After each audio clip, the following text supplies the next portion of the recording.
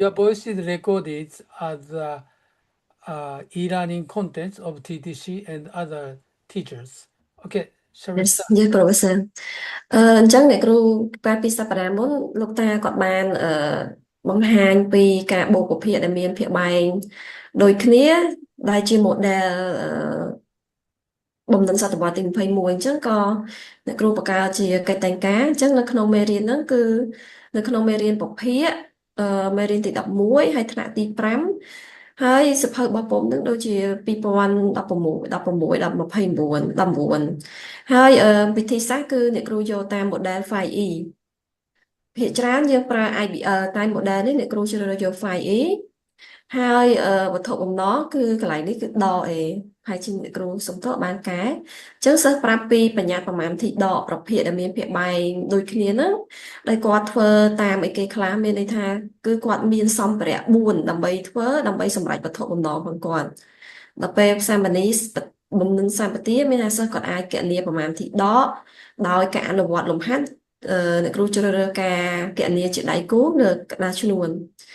ហើយសម្ភារៈឧបទេសគឺយើងមានសិលឹកកិច្ចការមានន័យថាយើងមានសិលឹកកិច្ចការតែឲ្យគាត់ធ្វើ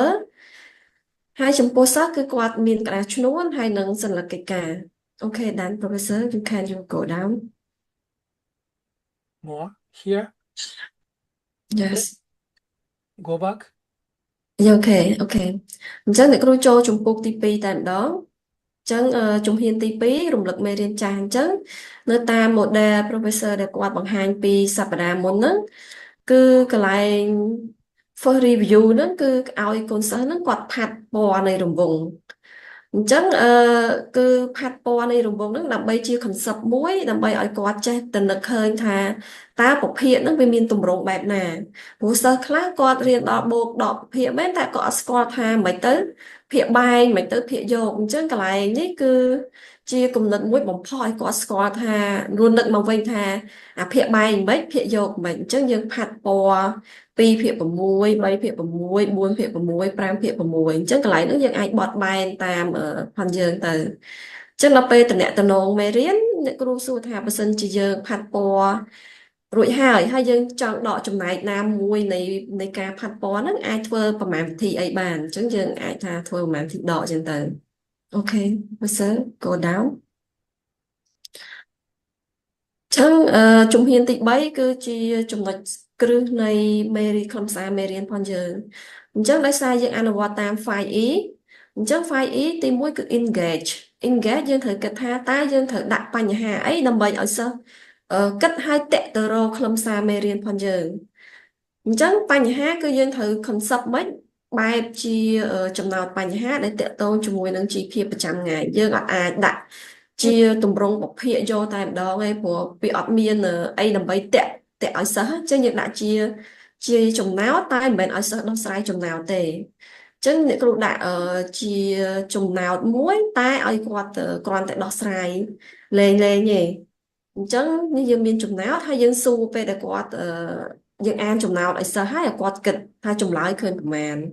នេះតើសក់នៅសល់នំខេកចំនួនប្រមាណនៃភាគនំខេកសរុបអញ្ចឹងឲ្យសិស្សគាត់គិតទៅឲ្យគាត់ប៉ាន់ស្មានសាកល្បងឆ្លើយទៅគាត់មិនគាត់ឆ្លើយបែបណាអាហ្នឹងគឺជាគំនិតរបស់គាត់ព្រោះហើយយើងសួរតែម្ដងទៅតាក់ទងជាមួយនឹងខ្លឹមសារមេរៀនផងយើងដើម្បីដកប្រភេទដែលមានភាគបែងខុសគ្នាតែយើងត្រូវធ្វើដូចម្ដេចអញ្ចឹងអាហ្នឹងគឺគាត់សិស្សគាត់អាចឆ្លើយសាកល្បងដែរថាដកអាចបូកភាគយកដកភាគបែងមិនតាមគំនិតរបស់គាត់អាហ្នឹងគឺយើងជាប់ចូលក្នុង engage អញ្ចឹងយើងចូលចេញពី engage យើងចូល explore Yes professor go down a little bit អញ្ចឹង explore ហ្នឹងគឺជារឿងដែលសំខាន់តែយើងឲ្យសិស្សធ្វើអីខ្លះដើម្បីរកចម្លើយផងយើងអញ្ចឹងខ្ញុំចែកជា4ក្រុមតែ4ក្រុមនេះមានន័យថាយើងប្រើសម្ភារៈតាមពិតអាចចែកដល់5ក្រុមមកតែអ្នកគ្រូបានដាក់ដល់ក្រុមទី5អញ្ចឹងដល់ពេលជាក់ស្ដែងមកសិស្សយើងតាមថ្នាក់សិស្សច្រើនយើងអាចបែង8ក្រុមឬក៏10ក្រុមតាមជាក់ស្ដែងទៅដោយសារក្រុមទី1យើងប្រើរង្វង់ Pfisterមានន័យថាគាត់ប្រើរង្វង់ Pfister ដើម្បីរកចម្លើយទី2គឺគាត់ប្រើបន្ទាត់លេខ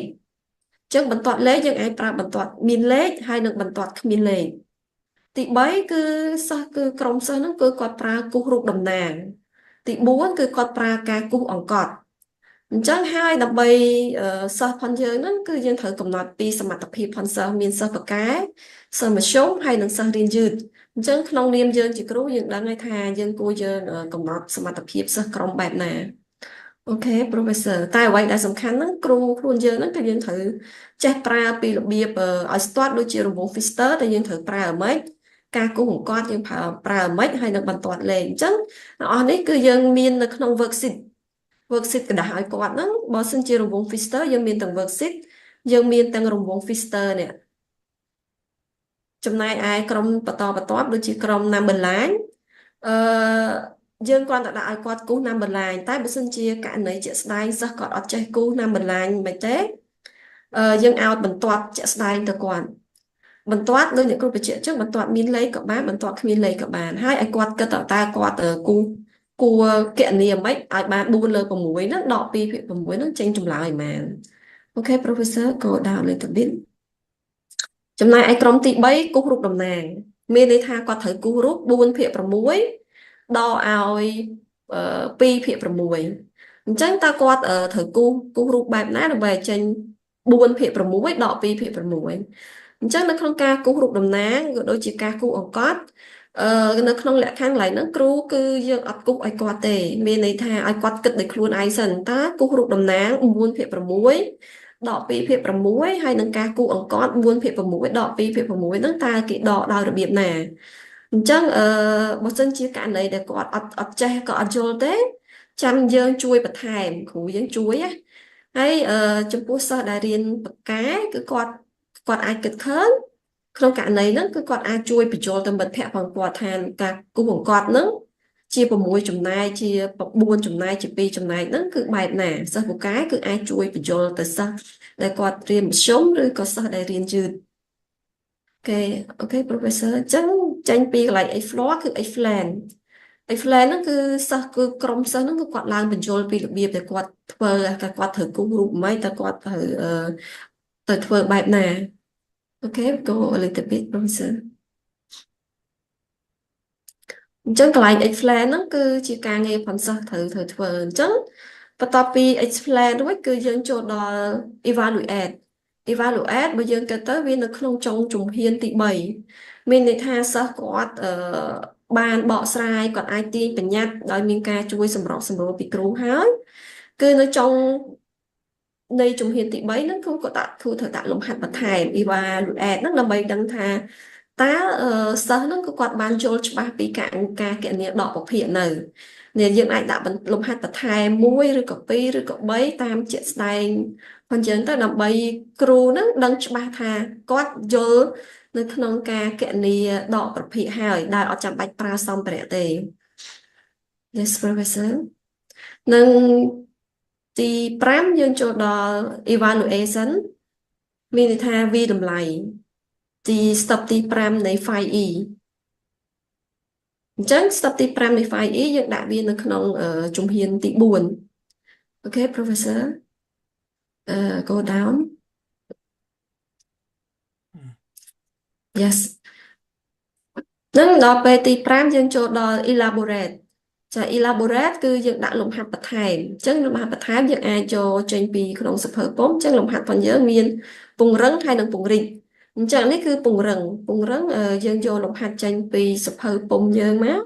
ដល់ពេលខាងក្រោមនេះគឺលំហាត់ពង្រីកយើងដាក់ឲ្យរៀងធ្ងន់ជាងសភៅពុម្ពទៅដើម្បីកំណត់តើចំណេះដឹងប៉ុនសិស្សហ្នឹងគឺគាត់អាចវិវត្តជាងពីមុនមានថាបើសិនយើងដាក់តាមតែសភៅពុម្ពដែលបើយើងគិតពីកម្រិតប្លូមវាត្រឹមតែកម្រិត1ឬក៏កម្រិត2ទេតែបើសិនយើងដាក់កម្រិតរៀងធ្ងន់ទៅវាអាចចូលដល់កម្រិត3ឬក៏កម្រិត4ចានឹងចុងក្រោយគេការផ្ទះប៉ុន្តែយើងអាចដាក់ជាចំណោទឬក៏យើងអាចដកស្រង់ចេញពីសភៅពុម្ពមួយទៀតទៅអ្នកគ្រូបញ្ជាក់តិចនៅក្នុងកិច្ចតែងការនេះអ្នកគ្រូអត់បានធ្វើ slide ទេដោយសារអ្នកគ្រូប្រើនៅក្នុង Polypad Professor this lesson I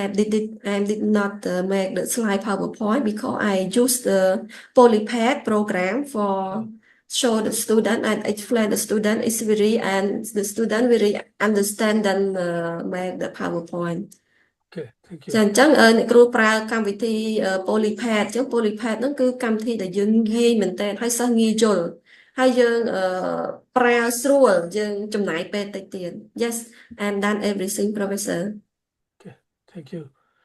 Yeah. And okay, thanks so much for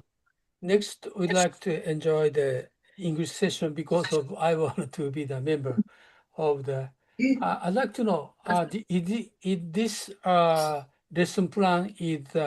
for the 50 minutes or 100 minutes? 40 minutes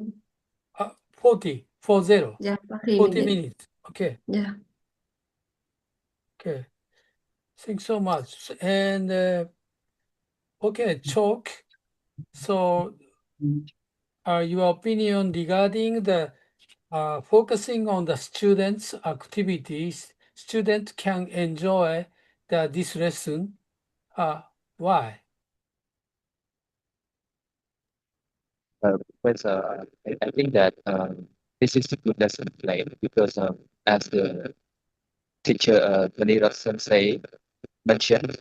it include 5E, start from engagement until evaluation, so that all the process in the lesson plan is really start by engage the student first. This is really important one. Because why? Because without engagement, I think that student cannot learn like one more step go. It's really hard for them. So that's why this lesson plan, I think that it can attract the student to learn the lesson, to learn what the teacher want them to know,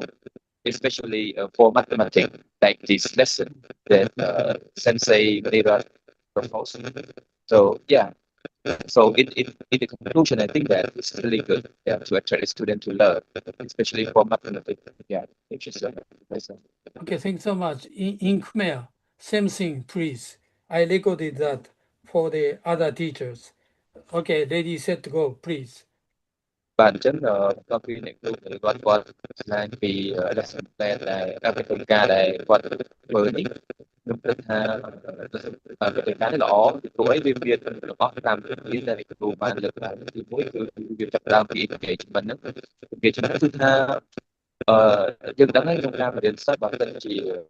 គឺស្ដីមួយទៅយើងត្រូវការតាក់ទាញសិស្សបាទអញ្ចឹងការតាក់ទាញសិស្សវាជាចំណុចមួយសំខាន់បំផុតរបស់មេរៀនមួយទៅតាមសិស្ស ចឹងនៅពេលដែលយើងទាញឲ្យសិស្សចូលរួមបានឲ្យសិស្សមានតំណជាប់ជាមួយនឹងភាសាមេរៀនឬក៏អ្វីដែលយើងទៅរៀនគាត់បានជោគជ័យមួយដើម្បីឲ្យគាត់ឆ្លៀតទៅដល់ចំណុចជាប់ទៀតបាទអញ្ចឹងក្នុងកិច្ចការនេះយើងឃើញថាបើសិនជាតាមក្នុងវិជ្ជាខ្ញុំយល់ថាវាអាចជួយឲ្យសិស្សទៀតហើយយល់ពីខ្លឹមសារវាបានស៊ីទៅជាជាងដែលយើងតើកិច្ចការបែបផ្សេងណាកិច្ចការមានច្រើនប្រភេទតែចង់ថាប្រភេទមួយនេះគឺជាប្រភេទដែលអាចទាក់ទាញសិស្សបានជាពិសេសនៅក្នុងជាវិទ្យាដែលដូចអ្នកគ្រូមេរៀនគាត់បានលើកឡើងនេះអញ្ចឹងហើយចុងក្រោយគឺមាន evaluation គឺវាតម្លៃសិស្សបាទនេះក៏សំខាន់ដែរដើម្បីចង់ដឹងថាសិស្សនោះគាត់ចេះឬក៏មិនចេះនៅអ្វីដែលគាត់បានរៀនចុងក្រោយគឺចាប់នៅការវិតម្លៃហើយការបន្ថែមឲ្យសិស្សធ្វើដើម្បីគាត់បន្ថែមបាទអរគុណច្រើន Thank you Professor that's all from me Okay, same question. Thanks so much, Chanseha. So, the kids, students can enjoy this lesson plan. What's your opinion? Thank you, Professor. So I really surprised of this method. First, this method 5E is really new for me, and I heard it before. We talked about it before, but this is the first time that I saw the lesson plan that make in 5E method, and I really surprised because it looked engaging with the student activity, and I think if we do in 5E for the exercise for the lesson that mathematics it's really help students to enjoy and improve and also more active. Okay. Thank In you. Khmer, please, for your friends. ចឹងដំបូងខ្ញុំអរគុណចំពោះអ្នកគ្រូដែលបានរៀបចំកិច្ចតែងការសម្រាប់ជាជំនួយហើយខ្ញុំចាប់អារម្មណ៍ត្រង់ថាវិធីសាស្ត្រ 5E ហ្នឹងគឺជួយសិស្សឲ្យគាត់មានសកម្មភាពច្រើនគាត់យកចិត្តទុកដាក់ច្រើនហើយឃើញមានសម្ភារៈផ្លែកៗដែលវាថ្មីសម្រាប់ខ្ញុំត្បិតតែខ្ញុំធ្លាប់បានដឹងធ្លាប់បានឮខ្លះៗពីវិធីសាស្ត្រ 5E ហ្នឹងក៏ដែរប៉ុន្តែពេលដែលបានឃើញកិច្ចតែងការគម្រោងអញ្ចឹងខ្ញុំមានអារម្មណ៍ថាប្លែកថ្មីហើយបានចំណេះដឹងយល់ដឹងច្រើនជាងមុនទៀតអរគុណច្រើនអ្នកគ្រូអរគុណ Okay. Professor Thanks